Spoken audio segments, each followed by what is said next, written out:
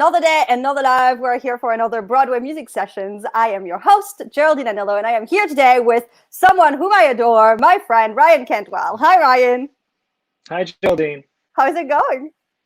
Oh, it's going great. I'm glad we got the technical difficulties sorted out. And now that we're cruising, I'm really happy to be here. It's really I'm good so to see happy you. you're here. So everyone, if you don't know Ryan has done a lot of international tours, including Waitress, Finding Neverland, Pippin, La Cage aux Folles. So if you have questions, put them in the comments. I'll ask them for you.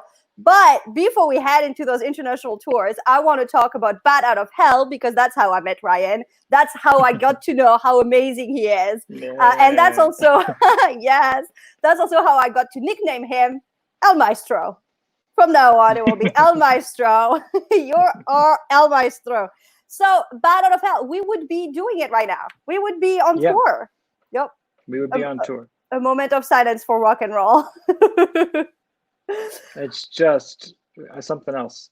So now I was looking at your bio, and I was very surprised to see that your credits, and I don't know if that's correct or another internet mishap, your bio stated that you were the music director of Bat Out of Hell, which I knew because you were my boss, El Maestro, but also because it said you played key 3. Key 3 on Bat Out of Hell? I mean, in a way, if you think about the keyboard structure and the way that they were, the degree of difficulty, we kind of saw key 1 as piano 1, which is Dave Manning, of course. And who just said hi. Hi, Dave. Wait, is that like a chat thing or something? Yeah, I'll do that later. I've got the comments. Okay. Yeah, and your book, of course, was far more involved than my book on key 2. Sides. That's right. And really, key 3, originally on Bat Out of Hell in London, it was a 14-piece band, I want to say, and all that was brass, and all brass went into the keyboard, and that went into key 3. But before that, the book was rather sparse, and there was a lot more conducting throughout the show than I was able to do, instead of my head nods or my, hand cues and such. It looked like you were very busy up there, because you not only had the keyboard and the conducting, but you also had a lot of click track going on. Can you talk us through the click track scenario, situation, setup? Sure. Well, this was not what kind of has become the new trend was Ableton. This was actually one through QLab with a custom scripting program that was put together by Gareth Owen, who is a sound designer. And that played pretty well with QLab. It definitely had its issues from time to time, but it allowed for the sound department to have a direct control of the primary and the secondary computers from the desk. And that was something that actually, personally, I would prefer to have more control from the pit. David would know what I'm talking about based on Finding Neverland. We used Ableton on that, and it was actually, you get quite adept at troubleshooting on the fly, and it just kind of makes it more interesting on a nightly basis. If something goes wrong with the computer, like, oh, there's something else that makes tonight much more challenging when it's otherwise become a rote experience. Having said all that, it definitely improves the fidelity, and it allows for the sound department to fold in all of their sound effects in a way that's much more fluid, I guess, is the best way to put it. You used 2 click. You had the Ableton, but you also had a regular click, depending on the song. That's correct. I used a DB90, which I always have right here. I don't know if you can see that. All right. Yeah. Yes, I'll have that. That was just for us as the band, just for reference point, because we were running with a click track for so many songs, and sometimes we'd have to drop into a song at a perfect tempo because the click track would be introduced halfway through the song, like Objects in the Rearview Mirror, for instance. It really was the only way to keep us honest, and it certainly made our supervisor, Michael Reed, who is just the most incredible musician and person, but he's also really intense. And having the click track definitely honestly, for us, it made it just a little bit easier knowing that we were always landing the exact tempo he wanted. So it kind of took a little bit of the art out of it, but with a rock show like that, where there's so much noise being made and there's so much that's coordinated on time code and SMPTE with sound effects and with and the pyro and such, it just kind of, there's really no other way to do it, in my opinion. We do have a question from David, who, for everyone who is wondering who this David is, was the associate on Bat Out of Hell that we did at City Center last fall. So David wants to know, do you always use the DB90 in addition to the show click? I feel like others like Mary Mitchell Campbell do that as well. Yes, I've been, kind of ever since we started using it on the Pippin tour, and we started using it halfway through, we started getting so much changeover and with bands coming in and out, and so much of that show in the new orchestration was rhythm oriented. So anyway, my point being, ever since Pippin, I've kind of like made that a staple, and I have it just, sometimes I only use it. I did like a nymph show, may that rest in peace. A few summers back, and I had it there and I only used it like 2 or 3 times total, and it was just because of the way the show was. But now it's kind of like I bring it to the first day of rehearsal and it's with me to the day I move out of the dressing room. Do you always wire it to the rest of the band, some members of the band? Oh, we just lost, right? Oh, here you are. I thought we lost you. I don't hear you anymore. Let's see. I'm gonna try this again. Hi. Oh, no, I can't hear you. Everyone, we're gonna be right back. We're gonna end this and we'll come back in a second.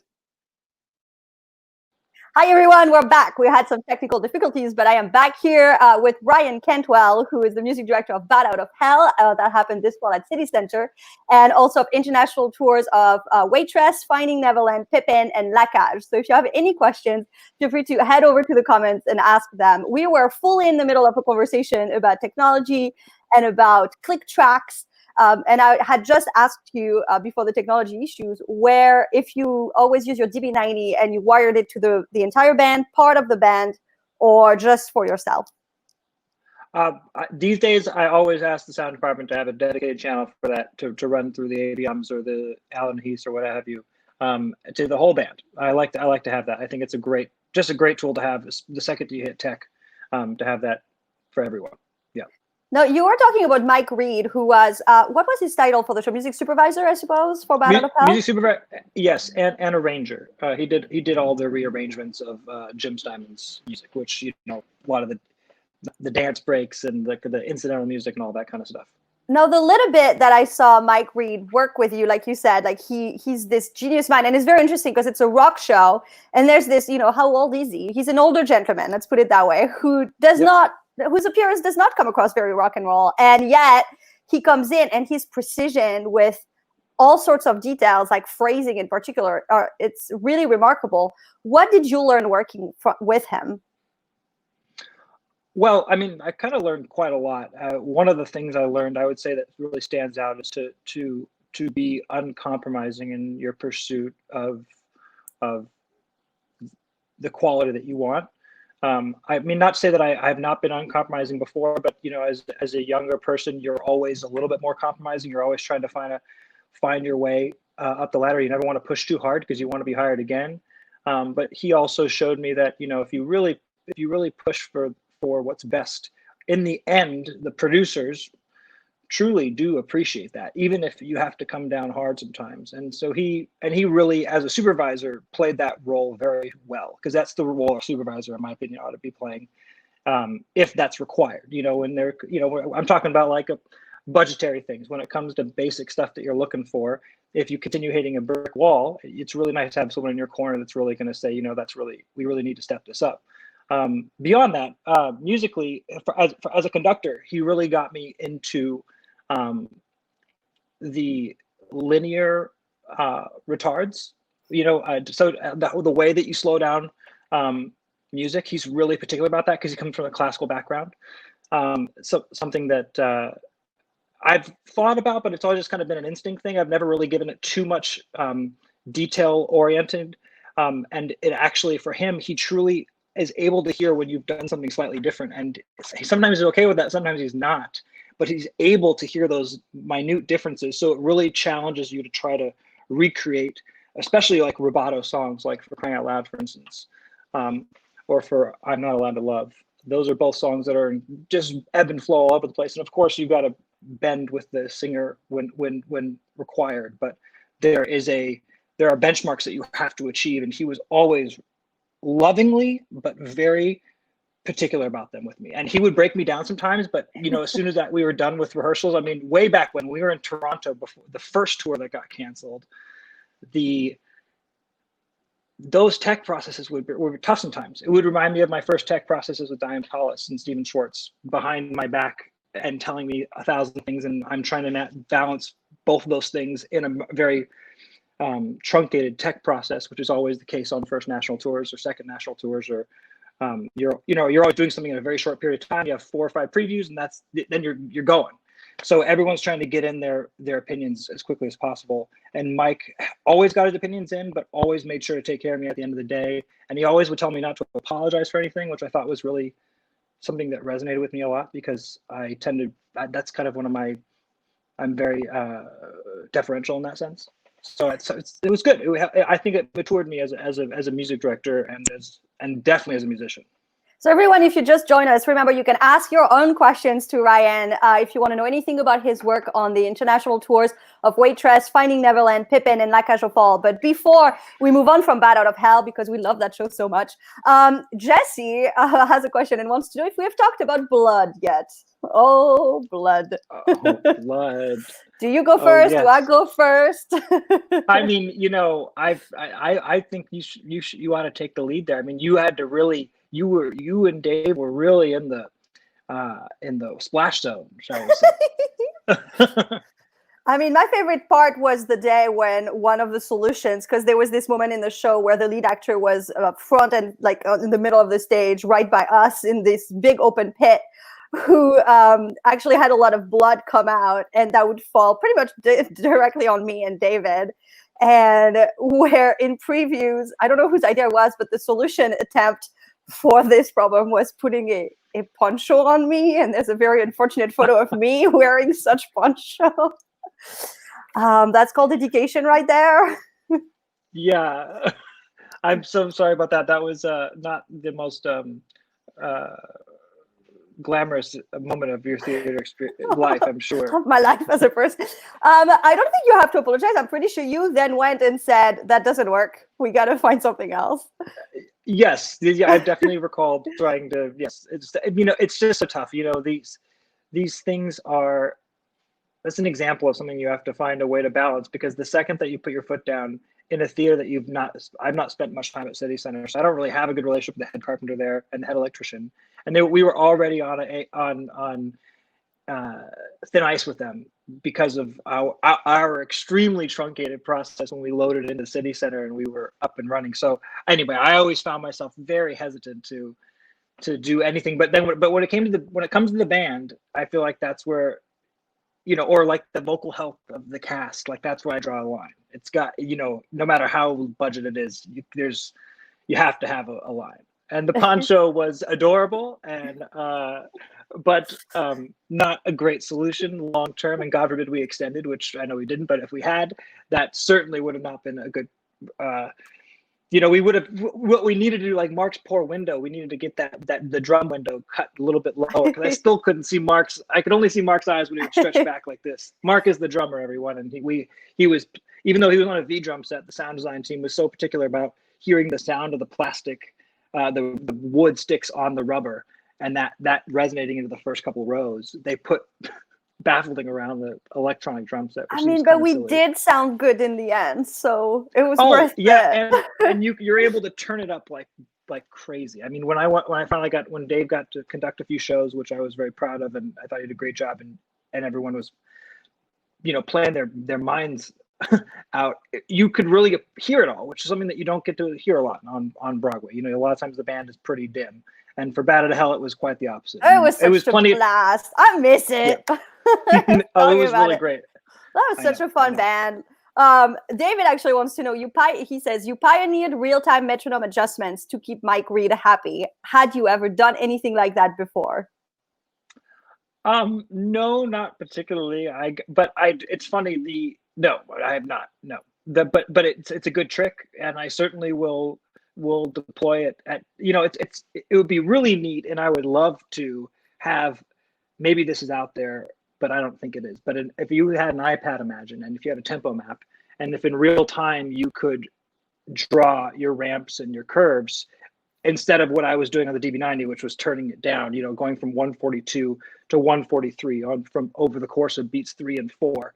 And the problem with that is sometimes, especially the first few times I tried it, I would fudge a line I was playing on my left hand, or I was beating the pattern, and I would, something would go funny there because the coordination just was, it's a different thing, but it's pretty useful, and I'll definitely try it again in the future. I mean, it was again, it's one of those things that also adds another challenge to things, which ultimately I think is really helpful once you've done 100 shows. You need that.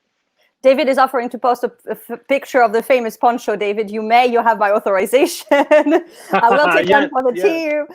But something that I loved with working with you, one of the many things I should say, but that I really noticed was your technical knowledge, technology, how much you knew all things audio.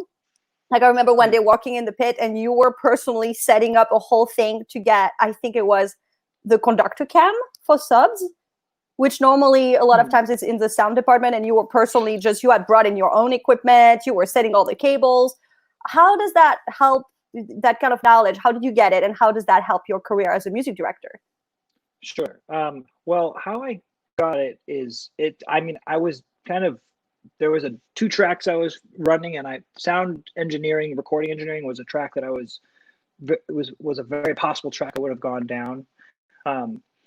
And I actually still have a recording studio in Los Angeles. It's really a very, very glorified high-end project studio. I really I can't use it for commercial stuff too much, but I can do a few things here and there. Anyhow, I've always been into gear and technology. So I was building computers back when I was in middle school and elementary school, when you could build the PCs, and I was very much a part of that whole boom in project studios. So I had the M-Audio Delta 1010 LT, which was a PCI card that you put into the back of your PC, and out of it came 12 RCA in and 12 RCA outs, and a coax and a couple of other things. And you had to use all these Y adapters with a mixer. And we had this in my best friend's garage in his backyard in Pasadena, California, which is where I grew up. And we were just always fiddling around with that stuff growing up. And I went to an arts high school, Los Angeles County High School for the Arts, and we had tremendous resources there, where there was a computer lab, and there was recording studios, and there was just ways to continue cultivating all that. So I always learned that, and I did a lot of sound for live theater. That was probably my favorite thing to do, aside from music directing itself, but because that is thrilling. So I think it's honestly especially really difficult. So that to me, I think that might be the hardest job, in my personal opinion. The stage manager has a really hard job. Conductor has a really hard job. But man, front of house mix, that is a really difficult thing to do, and really exciting as a result. So that kind of informs a lot of my why I know things now. I've definitely fallen deep into music directing for the last 12 years or so. 15 years, 12 years, I'd say. And so in fact, this recent remote has got me back into a lot of my technology days. So I have a base knowledge that will never go away of audio, that is, with whether it's from wireless microphones down to, TRS cables, and the difference between how they go and how to coil a cable. I mean, all the basics too. And how it's helped my music direction career. It's helped me immensely, to be honest. I mean, especially the more that technology has been driven into the pits. I feel completely fine when they say you're going to have 5 buttons and a keyboard and conducting and head nods too. I'm that sounds fun. That doesn't intimidate me whatsoever. It might intimidate some of you out there, but it shouldn't. I mean, you just have to get used to it. I know it's easy for me to say because I've been doing it, kind of fiddling with technology my whole life. But the reality is, I watch kids these days that have been really fiddling with technology since they were babies, and their intuition is staggering. So the 20-year-olds out there, honestly, this stuff will come. You'll get it in a heartbeat. It's very intuitive, and it helps across the board. So when I'm making the conductor video, our sound department was really busy, and they were just barely getting set up, and we were about to close, and we wanted to make sure we had the recording quickly. And I've got the gear that I need to do it, and I used to do it on the road all the time. And it also means I don't have to wait on anyone to do it. I can do it myself and get it done faster, and have it done, uploaded that night. And you can do it with a $100 piece of gear and a laptop, and that's all you need. And you can get the adapters. You can't get them at Radio Shack anymore because they don't have Radio Shack, but You can get them at places, adapters, or order them on Amazon, and then sound depart. You can literally splice off of your actual your conductor's monitor if you wanted to. If you didn't even want to talk to sound department, though you should, because you're touching their gear, of course. Darren wants to know: are the backing vocals for Broadway shows clicked? If so, is it the music director's job to record these? Yes. I mean, anything that's got backing vocals is always going to be clicked, unless it's like a sound effect that's not tied to any music. So there are a couple times where there are things that don't have a click associated with it for that purpose. But 99% of the time, or 95% of the time, if it's any sort of background vocals that are tied to music that's being played in the band, it's always clicked. Depending on how many music people are involved in the show, certainly the music supervisor, music director oversee the creation of those things. They are it is ultimately the producer's responsibility to hire out the studio, to hire out the engineer, to hire out the mastering engineer. But they do that on the advisement of us. So I've got studios I love to work with, here in New York, a couple of engineers I love to work with, and those are the people I'll tend to go with. And if they have a commercial rate for me, and they have a personal rate for me. And if it's a Broadway show, or if it's a tour, obviously we charge the commercial rate. If it's something personal, you do something different. But it's good to have those relationships, because you will then go and where you really spend your time as a music director in the creation of those is when you actually go into the studio to record them, because someone has to conduct and guide the singers through that. And recording background vocals, there's a bit of you have to really be high energy.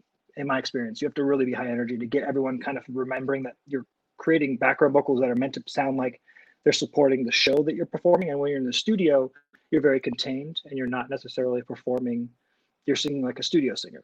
And of course, to be fair, there are shows such as Waitress where we actually we have recorded background vocals, not for the Broadway, but for the tour, one of the tours, where we record them more subdued intentionally, because Sarah Bareilles really loves that vibey stuff, and so it's okay for it to be more subdued. But Bat to Hell, when we were in the studio, we're like jumping up and down, doing jumping jacks, like really trying to inspire everyone to like really sing their hearts out as if they were on stage, to give that vocal energy, not necessarily the volume, but the energy. So that's where you really your bread and butter is earned. When you're in the studio. Now, you mentioned Waitress. How was your experience working on that show and working with Sarah Bareilles? Oh, the show is, I love the show. I love playing the show.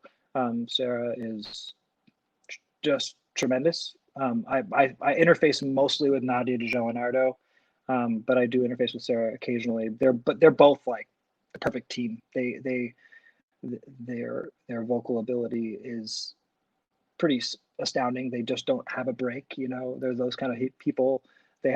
Nadia has perfect pitch. Sarah has very good relative pitch. And the intonation is just flawless.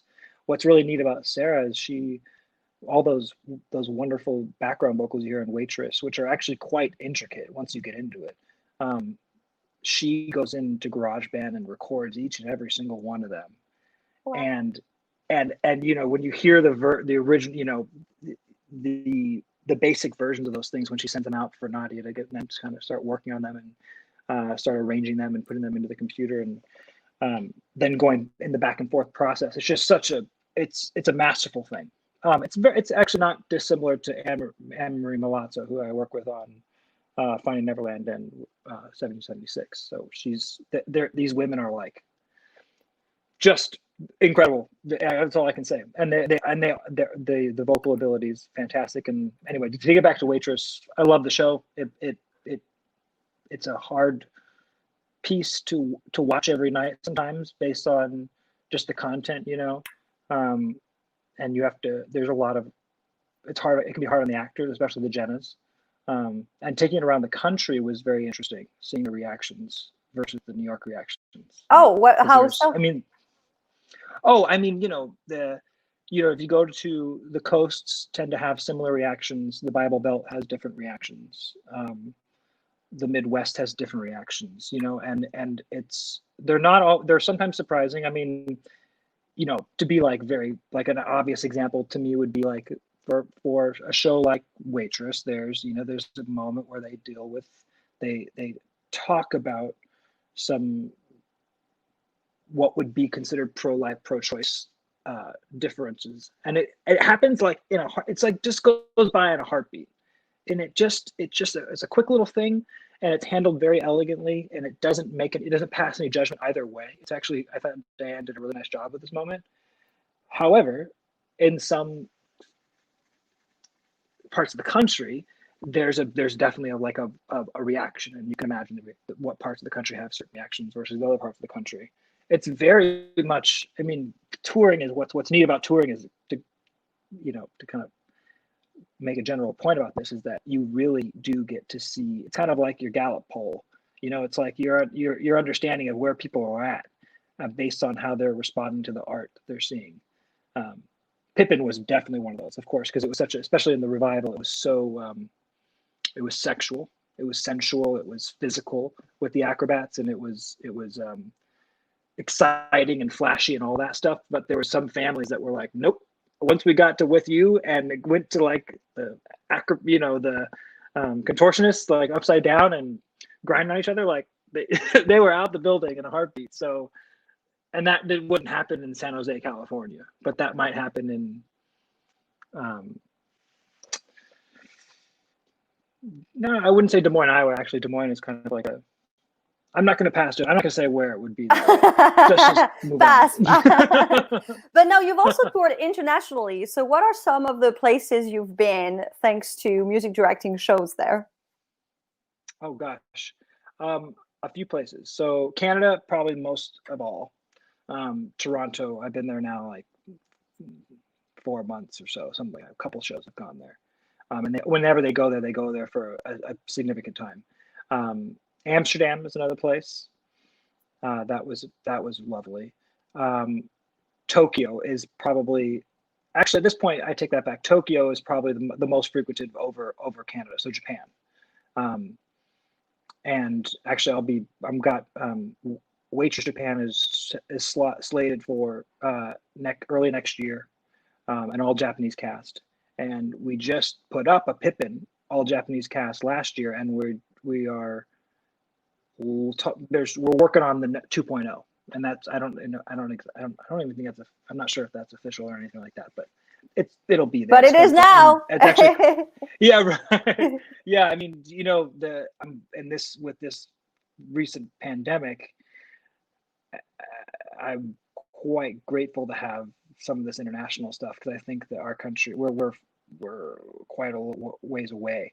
And Japan is actually moving forward. South Korea played their first baseball game not too long ago. I mean, not to say that they might have to undo all that. I'm still crossing my fingers, holding my breath, all that. But so I mean, while we're talking about this, you were rehearsing 1776 that was set to go to Broadway. What is happening with that? Where is that at? Well, you might have seen we did a Zoom workshop. It was, I think it might have been, we were kind of ahead of the curve, just because we were supposed to start rehearsals like right when we were finishing my last day of work was March 15th, which was the last day of a workshop we had been doing in New York with just a few of the actors, but creative team. And we were supposed to start rehearsals March 29th. At New 42 and do our New York rehearsals. And then we were supposed to be at ART at the end of, let's see, what was that? End of April. Sorry, that's what it is. End of April. And then we were going to be touring for a bit. And then we were opening next spring on Broadway. This whole thing put us in a loop. We quickly scrambled and put together and talked with Equity and created a contract, a Zoom workshop contract that was for 2 weeks. And it was like a regular workshop in theory. Like the actors were booked from 10 to 6 from Monday through Saturday.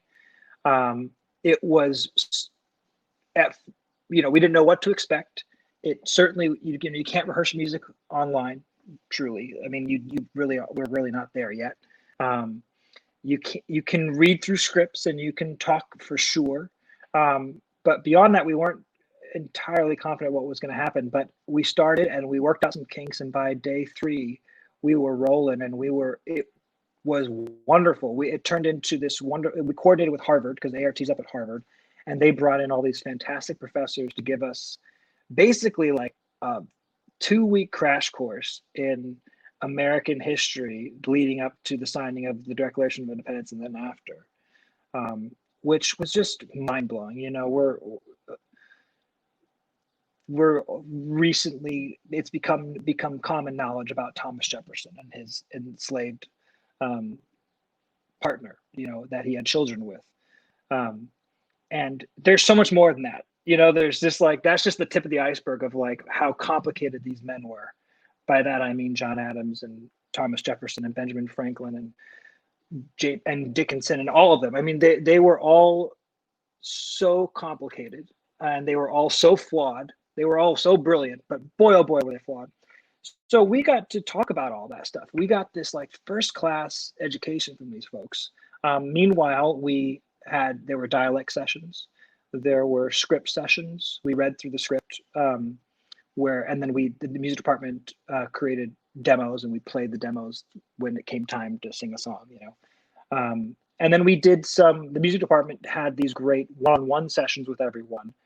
And we basically, I had like my setup here, which unfortunately, because we couldn't get our technology working, can't show you guys the extent of it, but I've got it pretty rigged out. So when I'm on Zoom, I've got multiple microphones and a piano, and I can have a really pretty good musical interaction with someone. Of course, the latency is the thing.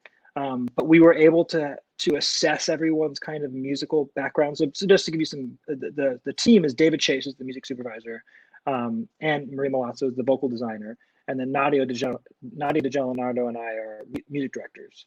And Nadia and I are kind of new additions to it over the last like 6 months. David and Marie were in the audition, so they really understood everyone's voices. And aside from the people that we've already worked with in the past, we didn't really know everyone. And 1776, if you don't know, is a non-traditional casting. It's really an all gender. It's a non-male, but otherwise gender diverse show. So that means all the keys are going to be different in the show, you know, maybe except for the overture. So and all the voicings are going to be different, and there's lots of like intricacies to deal with. And Maria's added all these additional background vocals, which is kind of a signature of hers. So we had these sessions, my point is, and we were able to assess what people would be good at, not good at. We kind of made things, of course, are all going to change once you get in the room, but we basically made assignments for the entire show for every single character. And Nadia went through and recorded like Sarah might through GarageBand, but through Logic, not through GarageBand, and made demos for everyone. And everyone now has a personalized, it's all recorded separately. So everyone can go to a Dropbox and go listen to their part, listen to the part with everyone singing around them, listen to the part with just the accompaniment, listen just to the accompaniment.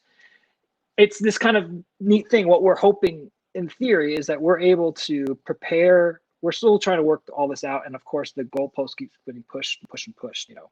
Now we're looking at not until, I think, next year, to be frank, you know, or early next year will be. Well, I know, I can't wait. I can't wait to see it. Yeah. Well, no, if it's Yeah. next year or at any other point before or after, I will be there. I'll come see it. I'm excited.